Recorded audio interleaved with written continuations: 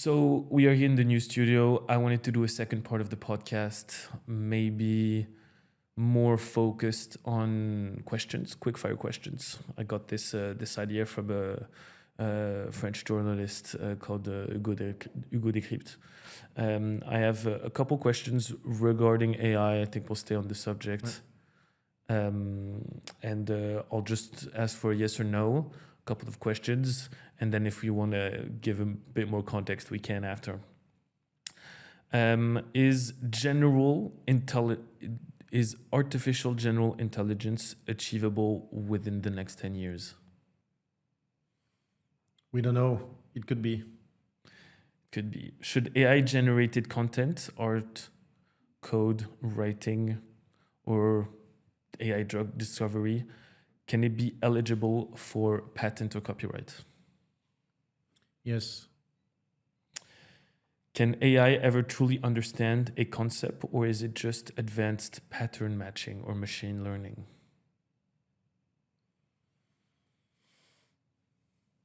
For the moment, the second.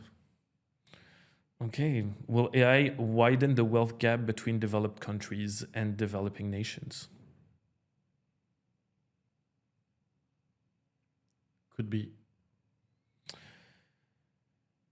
Should humans be legally required to disclose when they are using AI? No. And if it's to communicate? Yes. Would you use AI to, for example, reply automatically to emails? Yes. Is the risk of an existential threat from AI being overhyped or underhyped by the media?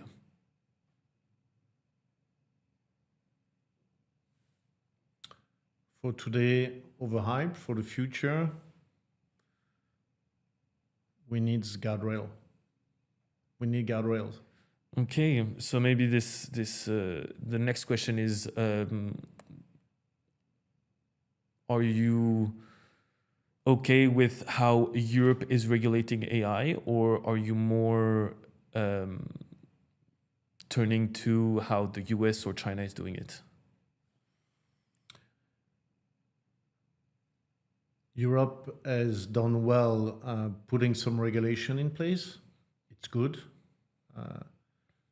Putting guardrails, putting a framework, protecting people, that's great. The equilibrium or the balance, regulation versus push and favoring innovation, has been too much towards regulation. It needs to be rebalanced with innovation. Europe is in a position to win the race.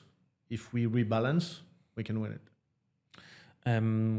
Are you more towards the American way of private companies, or the Chinese way with DeepSeek, for example, of open source on everything regarding the technology? You know, it's interesting. I mean, there are very good ways in the US and China.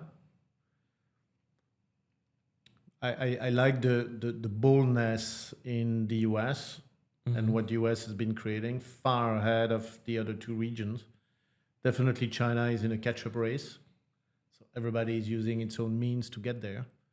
And when you see Europe is even another way with this combination of regulation and innovation. And I think it's, if done well, it can maybe show a third formula, and then the three will be racing. Okay. Will we eventually reach a point where AI is better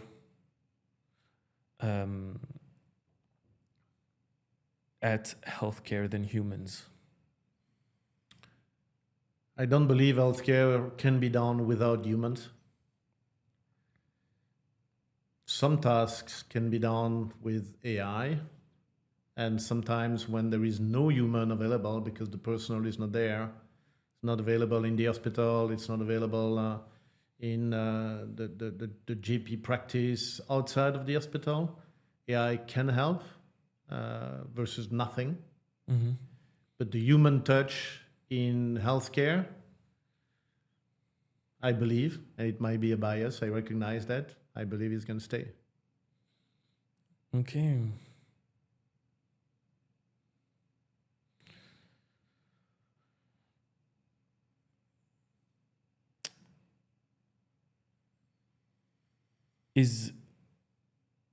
Can AI think for itself? It's very interesting you use the word think. Can AI do things for itself? Yes. Definitely this one, it's obvious that it has been programmed. Can it generate things by itself and think? I would say there are probably some elements where it's like think like or like thinking. It looks like it's thinking. Yes. But the full general AI, not there yet. Is AI smarter than you? I won't get into the philosophy of what smart is. In terms of quantity of knowledge, it's very clear that some AI obviously far ahead.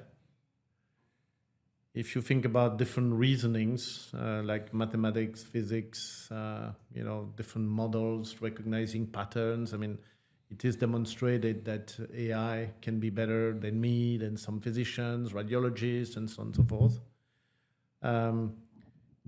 It's also clear that where there is human touch, when there is a bit of a specific art, like 3-star cooking, psychology, maybe the initial creation, and even in Hollywood where they can replicate initial scenario, it's very interesting that they are still using humans to do the initial scenario, the initial idea, the initial concept, because that's creativity.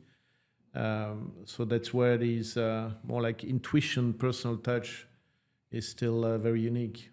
Okay. So I have about 10, 15 where we'll just stick to yes or no, and then we can chat a bit about what we've said. Do you trust AI with your bank details? No. Is AI just a fancy calculator? No. Will AI help you do your job faster? Yes. Can AI be your best friend? With quote unquote, yes. Is AI dangerous? Could be. Should kids use AI for their homework or their schoolwork from a young age? Depends when young age is. Below a certain age, dangerous. Maybe from college and so on, they need to start using it. Okay. Does AI have feelings? No. Is AI the most important invention of our lifetime? It's very important, but not the only one. Can AI lie? Yes. Will AI take your job? Some of the job, yes. The job, no.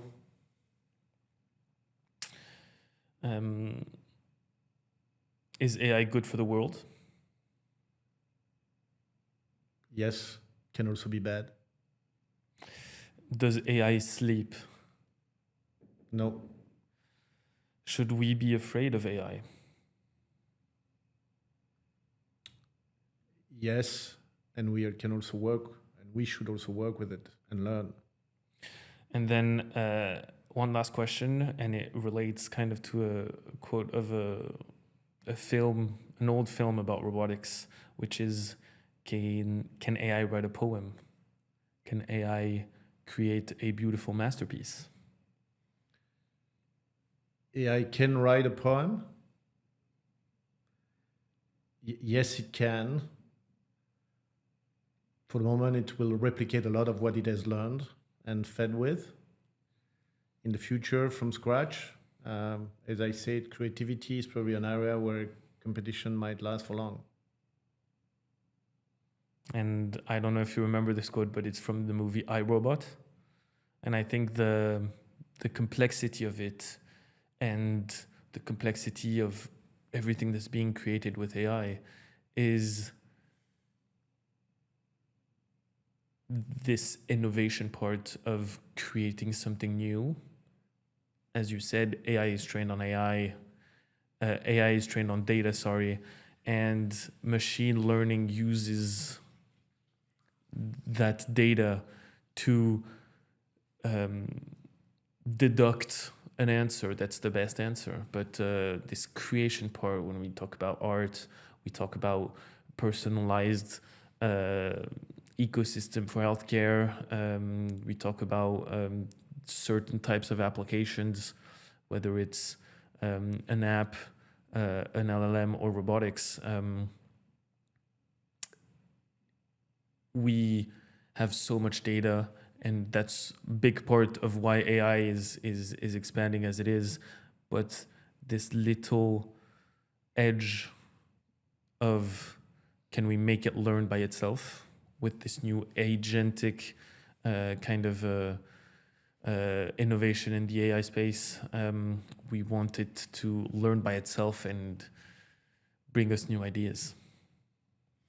So the general AI learning by itself and going beyond what we can think of, I mean, that's something that obviously, if you hear, AI expert, they say it might come. It's not clear if it's going to come and what the extent is going to be of it. Mm-hmm. It could come. It's still to be seen.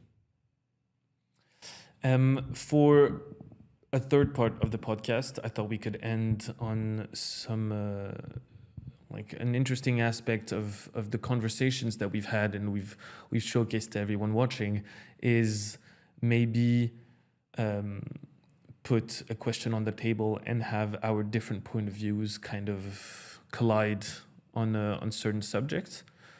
And I was wondering, because we talked a bit about this aspect, do you wanna start us off with a question to get this kind of Gen Z, Gen X opposition views? Yes, it's I thought and we discussed together that it's interesting to share some of our experience since we started to work together. Of course, there is the topic of father and son, son and father. There is also the topic of Gen X and Gen Z. And so what is the experience of working together? Now it has been about a year, almost like a year anniversary, doing it.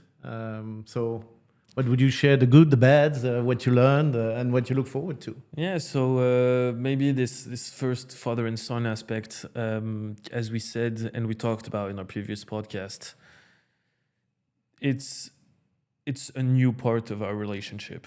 There's definitely an interesting aspect to working with your father. You said it's new for you. It's definitely new for me as well. But I think it's even more interesting because we are both of us by ourselves working together, whether instead of in a big team where we're part of this big team. So I think this collaboration of colliding ideas, colliding methods of working, because we both have our very particular way of doing things. It's been a year of working side by side because we both have our individual projects, but we collide our ideas quite often. And recently, with a couple of trips that we did, I've noticed that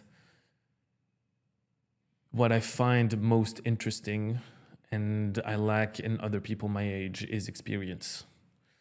And both of us kind of getting into the entrepreneurship ecosystem around the same time, we've both taken our baggage of expertise inside this world and noticed that we've moved at very different paces. You're way more experienced in the healthcare space, and also have 25, 30 years of business networking by your side, which gives you a lot of opportunities. Um, I'm more on the tech and tool side, where I try to go as quickly as possible with what I have, and this networking side is kind of the toughest for me, and that's why I talked about the team regarding Monka earlier. And it's a part when you work by yourself that you very easily forget, but it's so core to your business. So I think I'll send the question right back. What do you think of this difference in experience, and what would you think is the toughest aspect that you've learned from me? Yeah. Interesting you mentioned is experience and networking. I think these are definitely two important points. For me, what jumps here is first is the learning. In a way, it's the two-way learning. So yes, there is a lot more experience, but I learn a lot from you. And maybe people will say, wow, you got 54, now 56, and you still learn. And I say, yes, actually, and even more since I became entrepreneur. So it's the learning, and actually you could even see also the reverse mentoring, which is very interesting. Yes, a lot more experience, but there are a number of topics where, things that I found is like, wow, completely new, especially in tech. I mean, these are stuff that you have been a lot more AI native and tech native than I have been, you know, and this has helped me tremendously. So it's this is really good. There is another thing that I observed linked to that is the support we provide each other. It's very interesting that when you are exposed to something, the help I provide you is making a big difference. Because you are exposed, and sometimes when we are exposed and we are stressed and so on, there are stuff we don't pay attention to, or we don't see. Maybe we step back less. It's very interesting that sometimes I give you feedback on a topic, and it's very helpful. And then when I'm exposed, you give me some feedback on the same topic, but because also you are more distant from the topic, so you can see stuff, and for me that's very striking. So very helpful. I don't know if it's like mutual coaching or mutual support. So I think the supporting stuff is very important. So that's this whole aspect of learning, reverse mentoring, support. And actually we are both very, very open to that, meaning, I'm open to get my son, obviously give me some feedback, and you're also very open to your father, where it's more a business relationship than just, wow, why is my father doing stuff, leave me alone, and so on and so forth. So this topic of learning, reverse mentoring, definitely a big one. There is a second topic also that is, we are both demanding, and we set the bar at the level of excellence.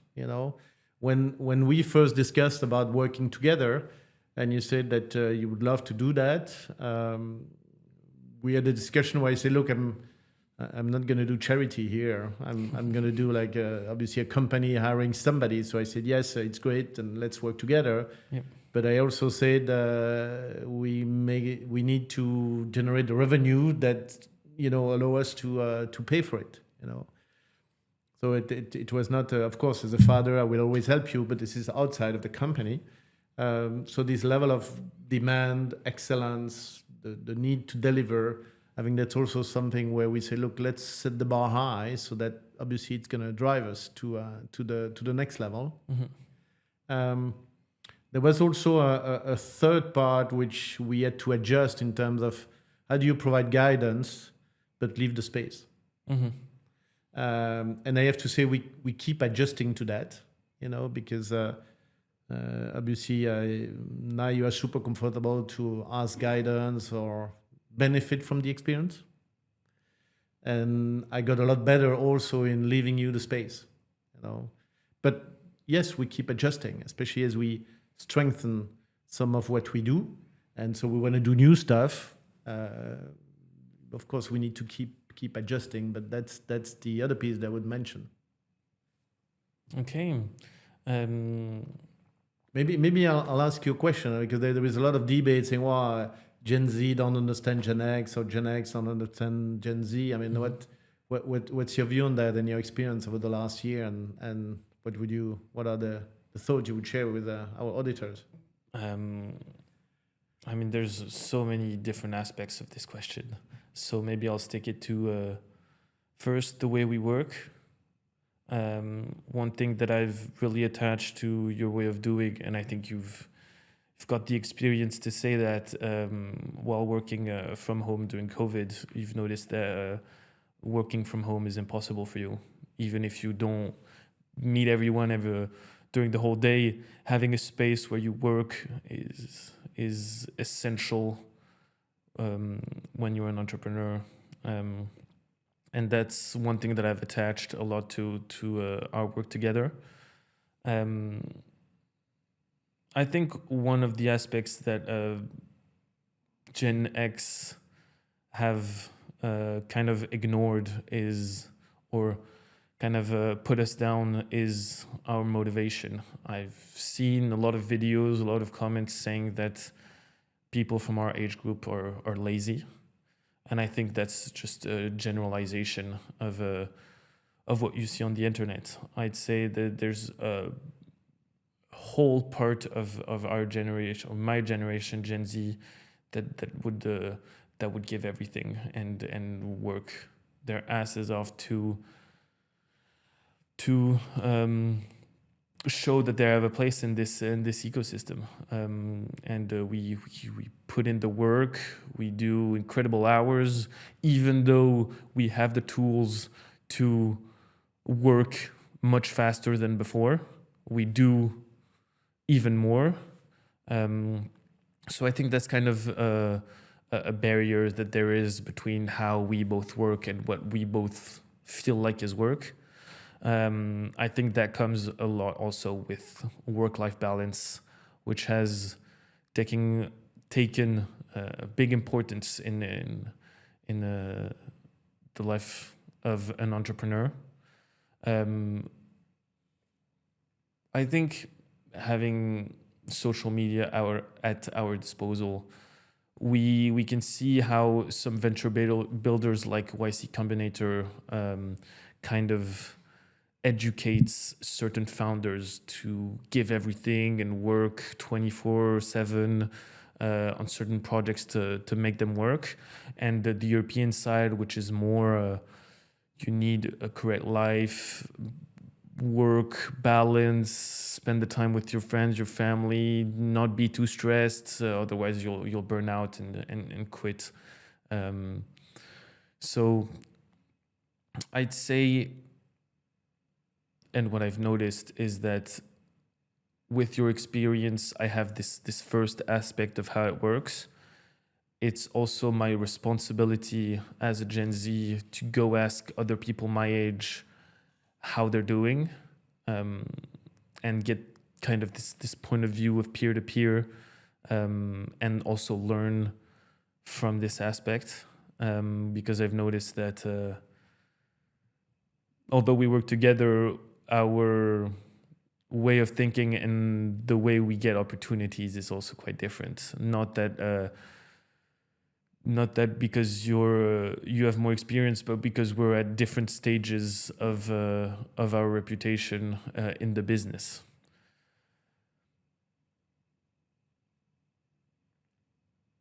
And I think it makes me think of another question of these differences.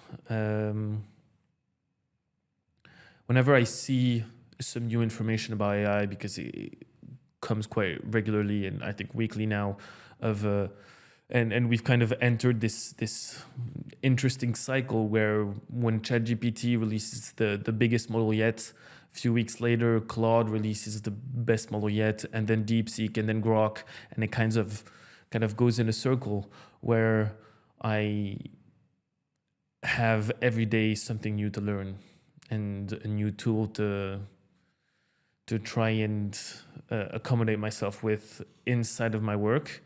I wanted to get your point of view on how you're following on all of this news. You know, there are two things I put in place, and I pay a lot of attention since I became entrepreneur, is routine and rhythm. routine. There was a time when I was a lot younger where I thought routine was boring, but actually routine is freeing up your mind for what is important. So if you get routine on stuff and you don't need to think about it anymore, then your mind is free for something else. And especially as entrepreneurs, your mind is always busy, sometimes with stressful questions. Routine have been very helpful. And I put in place a number of routine in the week that I don't have to think about. Some routine for sport, like boxing, that I do twice a week. Some routine for, the business lunch together or the Wednesday meeting together. So look, when you have routine, it's super helpful. Routine to learn about cloud. So this is very helpful. Of course, it takes time to put in place routine, so you don't have to pay attention to it anymore. Yeah, that's one of my toughest. So that's one, and some people say you need to do it 60 times before it becomes a routine, but that's really the idea. And again, for me, boxing Monday and Thursday is a routine. Yep. The second thing is rhythm.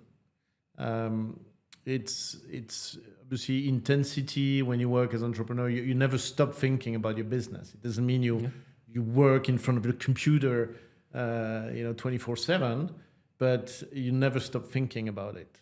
And having rhythm during the week, where at least I put in place a pause that I do at least for one day a week, which is on the Saturday, where I don't do email, I even don't think about job. I'm just, it's one day off, because then it frees up my brain, the stress level, everything. It's just obviously slow down. It's super helpful, and look, I've experienced that, realizing that I needed it. I needed routine. It's been super helpful.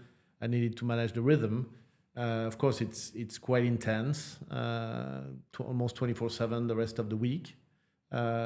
Also on different stuff, when you work in a big company, in the past, I mean, you do work, you're in front of your computer. I mean, sort of active, concrete work. When you're an entrepreneur, it's a lot of relationship, a lot of also step back thinking. So you have also content of the work that can be different. But for me, it's really this topic of routine and topic of rhythm that has been important, and allows me also to select also where I'm going to spend time. I mean, the prioritization is something that I keep learning. Is learning what you're going to do and being very disciplined on what you don't do and what you don't spend time on, because sometimes it's just a waste of time. Yeah, I've noticed working as a freelance that you have very little time to just sit and think, because you always have the presentation, documents, meetings, calls, places to go. This is one of the parts where I think I find the most value, is freeing your mind from your series of to-do lists, which is becoming insurmountable, and just sit. Either you read, you listen to someone, and you try and actively think about ideas. And I think that's one thing we do very well together when it comes to new ideas, on whether it's to take care of your podcast, take care of global, some interesting people that we might want to invite in this coming season. To kind of step up the complexity of the subjects. That all comes from taking the time, thinking about what we want to do, and then executing it. Yeah, and okay, I really like these learnings, and what we agreed, and maybe that's a message for our auditors, is we're going to continue this series of Gen X talking to Gen Z, and Gen Z talking to Gen X, and the learnings from it. Sharing the experience. I think the key message is definitely we both keep learning. That's what is super exciting. Yep. It's interesting. You became an entrepreneur right after your apprenticeship, getting your diploma, master in AI and data management, and it took me a lot longer to become an entrepreneur at 54. but this is super exciting. I mean, really love it. So Gen Z talking to Gen X is definitely going to be a series we're going to continue in our regular, Tech Hub podcast. Yeah. It's a pleasure to get these different views, and I think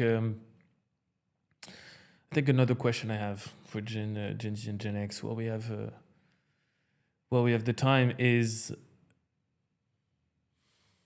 I think on the more personal aspect, okay, relating to this Tech Hub Global. Thanks to your jobs in the past, you could travel a lot, and I think that's one of the subjects that come back the most when you talk with my generation. Is what you want to, what if you had free time and money, what would you do when people say travel? But I feel like whether it's geopolitics or any kind of situation, traveling for work is tougher than it was before. But as a freelance, of course, if you have opportunities, you can travel, and that's one also of the parts of the reasons why I wanted to become an entrepreneur, is having this flexibility of where I could work from. I guess being an entrepreneur, how do you see, because now that you're an entrepreneur, compared to your previous jobs in pharma, you travel less, I would say. Less far away, but maybe more locally.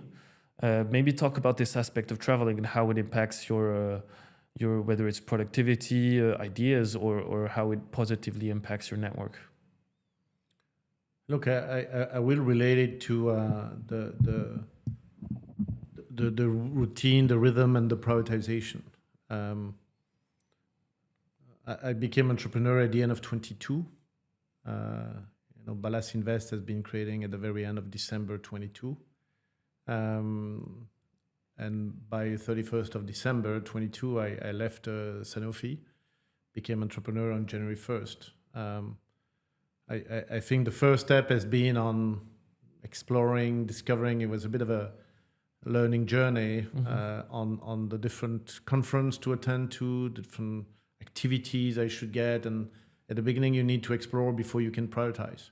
So there was quite a lot of traveling around, meeting people, and it was Europe, UK, US, so basically quite a lot. After maybe the first 2 years, then prioritized a lot more. Where it was useful, given what I was doing. It's not that things were not good, but maybe not useful for what I had to do and achieve. So prioritized obviously a lot, and that's where obviously I traveled a lot less. Because also physically, obviously, it was needed, and then now I wouldn't say I start traveling again, but I really focus on travel that has a specific business purpose. And when I travel, obviously, I travel and I'm really using the days fully. Almost like the 24/7 of Y Combinator on the 996, as they think now in Silicon Valley. Yes. So it's travel for a purpose. It's not that I travel somewhere and I work remotely and I'm on a beach in Goa or I'm in Barbados or whatever. It's I travel for a purpose. I can see that this travel is very often to meet people face to face. Because human contact, especially when you start a relationship, is very important. So that's how I prioritize travel. And where and how do you find a value? Because you prioritize, and one thing I've noticed coming into this part of the business is you start meeting people start sending you their opportunities, propositions, investments, contacts, and everything. But of course, with your work, and you can't talk to all of the people, and you can't be part of every opportunity. Yeah. So how do you choose?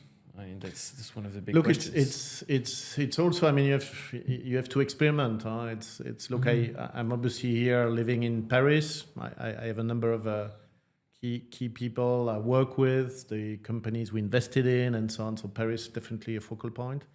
I have another one in Belgium. Obviously around Wavre with Aquila. and then Ghent or Antwerpen with BioVia and Health Tech Investor Summit. That's one that I've participated in as a founder since the beginning, because I believed in the concept at the moment where it was starting. So that's the second one that I do super regularly. I have ITLab Colombia that I decided to help and work with in the US, and also setting up a Europe connection with Hotel Dieu. So that's a third one.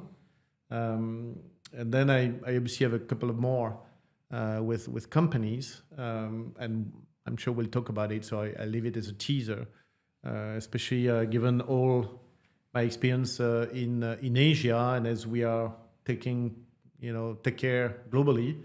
Obviously, more to come there. So it's traveling for purpose. As you know, I've been traveling in a large part of the countries in every continent. So I can easily go anywhere, but now I really do travel for purpose, and expand it also progressively or carefully. Because again, I believe that when you start a relationship with somebody, it's not a one-off.